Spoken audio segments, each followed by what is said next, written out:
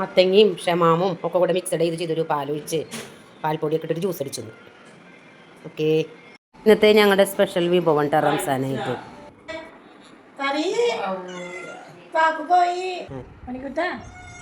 മണിക്കുട്ടിന്റെ കുളിയൊക്കെ കഴിഞ്ഞില്ലേ? മണിക്കുട്ടി ചൂക്കേടെ ഒക്കെ മാറിയില്ലേ പൊന്നുന്റെ?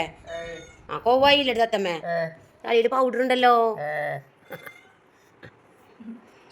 ഞമ്മ പോട്ടേട്ടാ.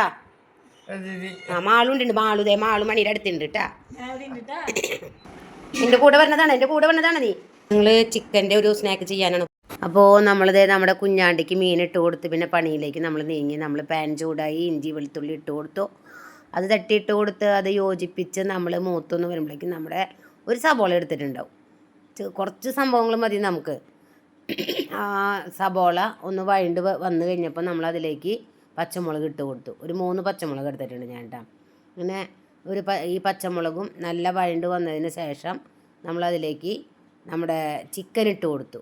ചിക്കനും ഗ്രീൻ ബീൻസും പച്ച ഗ്രീൻ ബീൻസും ഇട്ട് കൊടുക്കും കേട്ടോ. അതും നല്ല ഒന്ന് വെന്ത് ഒരു 5 മിനിറ്റ് നേരത്തേക്ക്. ചിക്കൻ ഇങ്ങനെ അരിഞ്ഞാൽ കാരണം അത് പെട്ടെന്ന് വെന്ത് കിട്ടും, നമുക്ക് കുഴപ്പമുണ്ടാവില്ല. നമ്മൾ ആ കാരണം കൊണ്ട് ചിക്കൻ വേവില്ല എന്ന് ആരും വിചാരിക്കേണ്ട.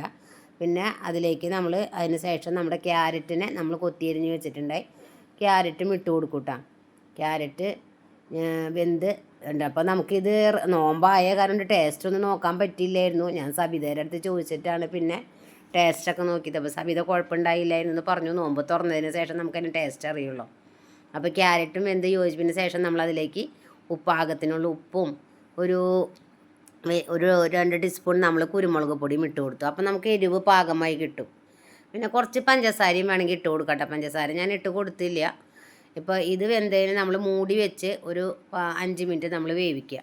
അത് വെന്ത് പാകമായി വരുമ്പോൾ നമ്മളതിലേക്ക് ഒരു 2-3 ടീസ്പൂൺ മൈദപ്പൊടി ഇടുക. മൈദപ്പൊടിയും ഇട്ട് നല്ല യോജിപ്പിച്ചതിന് ശേഷം ഒരു ക്രീമി ലെവൽ കിട്ടും. അപ്പോൾ അതിന് ശേഷം നമ്മളതിലേക്ക് ഒരു ഗ്ലാസ് പാൽ ഒഴിച്ച് കൊടുക്കുന്നുണ്ട്.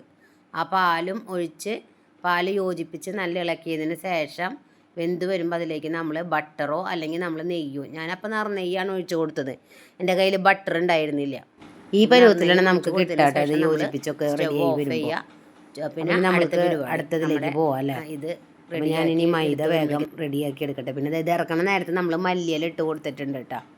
മല്ലിയിലും കൂടി ഇട്ട് നല്ല യോജിപ്പിക്കുക. ക്യാപ്സിക്കം ഉണ്ടെങ്കിൽ ഇത്രയും കൂടി നല്ലതായേനെ. ഓക്കെ, ഇനി നമ്മൾ മൈദമാവ് പരത്താനുള്ള വെള്ളം വെച്ചു കേട്ടോ. അപ്പോൾ ഞാനൊരു 2 ഗ്ലാസ് വെള്ളത്തിന് ഒരു 2.5 ഗ്ലാസോളം വെള്ളം വെച്ചിട്ടുണ്ടായിരുന്നു. മൈദ ആയതുകൊണ്ട് അധികം വെള്ളം വേണ്ടല്ലോ. അത് നമ്മൾ പത്തിരിക്ക് അങ്ങനെ വാട്ടിയെടുക്കുന്ന അതേപോലെ തന്നെ നമ്മൾ വാട്ടിയെടുക്കുക. അപ്പോൾ അതായത് കുറച്ച് നമ്മൾ ബട്ടർ ഉണ്ടെങ്കിൽ ബട്ടർ ഇട്ട് കൊടുക്കുക, അല്ലെങ്കിൽ നെയ്യ് ഒഴിച്ച് കൊടുക്കുക. അതിന് ശേഷം ഉപ്പിട്ട് കൊടുക്കുക. പിന്നെ നമ്മളിതേ പത്തിരിക്ക് വാട്ടിയെടുക്കണ പോലെ തന്നെ അതേപോലെ യോജിപ്പിച്ച് നമ്മൾ സെറ്റാക്കി ചൂടാറിയതിന് ശേഷം നല്ലോണം നമ്മൾ കുഴച്ച് ഒരുവിധം ചൂട്ടോടെ തന്നെ കുഴച്ചെടുക്കണം കേട്ടോ. ചൂടാറിയിട്ടല്ല, ചൂട്ടോടെ തന്നെ ഒരുവിധം നമ്മൾ കുഴച്ചെടുക്കണം. അത് കുഴച്ചതിന് ശേഷം നമ്മൾ നല്ലോണം ഇത് പരത്തിയെടുക്കണം കേട്ടോ. പരത്തിയതിന് ശേഷം വേണം ഈ പരുവത്തിൽ ആകണം. നല്ല ഇങ്ങനെ നമുക്ക് തൊട്ട് നോക്കുമ്പോൾ പറയാം സോഫ്റ്റ്നെസ് ആയിട്ടുണ്ടാവും. പിന്നെ ചെറിയ ബോളുകളാക്കിയല്ല ഞാൻ പരത്തിയത്. ഞാൻ മൊത്തത്തിൽ ഇങ്ങനെ നല്ലതായിട്ട് ഇങ്ങനെ ഒരുവിധം ഒരുപാട് കനം കുറയരുത്, എന്നാൽ ഒരു അത്യാവശ്യം കനം വേണം തന്നെ, അല്ലെങ്കിൽ നമ്മൾ ഫില്ല് ചെയ്യുമ്പോൾ അത് പൊട്ടിപ്പോവേ. അപ്പോൾ അതേ നമ്മൾ ഏതെങ്കിലും പാത്രത്തിൻ്റെ ബോട്ടലിൻ്റെ മൂടി വെച്ചിട്ട് ഒരേ ലെവലിൽ നമ്മൾ എടുക്കുക. അതിന് ശേഷം അതിലേക്ക് നമ്മൾ ഈ ഫില്ലിങ് നമ്മൾ ഇട്ട് കൊടുക്കുക. പിന്നെ നമ്മൾ ഇതേപോലെ ഈ രൂപത്തിൽ നമ്മൾ അതെ നമ്മൾ ബൂരിയാനൊക്കെ ഇങ്ങനെ ഒട്ടിച്ചൊട്ടിച്ച് കൊടുക്കില്ല, അതേപോലെ നമ്മൾ ഒട്ടിച്ചെടുക്കുക. പൊട്ടിപ്പോകുന്നില്ല കേട്ടോ.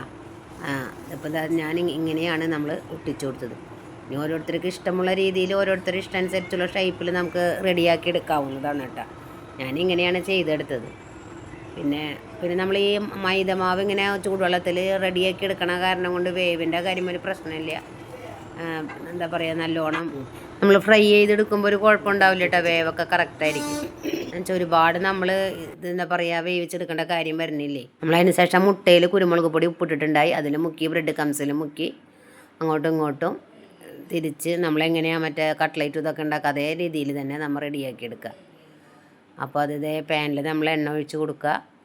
നമ്മൾ ഒരു പെട്ടെന്ന് നമ്മളിത് കരിഞ്ഞു പോകട്ടോ. അത് കാരണം കൊണ്ട് നമ്മളൊരു മീഡിയം ഫ്ലെയിമിലിട്ടിട്ട് ആദ്യം ഞാൻ ചെയ്തപ്പോൾ ചെറിയൊരു കളർ വ്യത്യാസം വന്നു, പക്ഷേ ടേസ്റ്റ് വ്യത്യാസമൊന്നും ഉണ്ടായില്ല കേട്ടോ.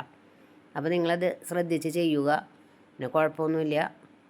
അപ്പോൾ ഓക്കെ, ഇതേ ഞങ്ങൾ സെറ്റാക്കി എടുത്തു കഴിഞ്ഞു. പിന്നത്തെ റംസാൻ്റെ വിഭവമാണ് കേട്ടോ. പിന്നെ ഞാൻ ചപ്പാത്തിയാണ് ഇന്ന് ഉണ്ടാക്കുന്നത്. ചപ്പാത്തിക്ക് കുറുമക്കറി. ഓക്കെ, ചിക്കൻ കുറുമക്കറി വെച്ചു.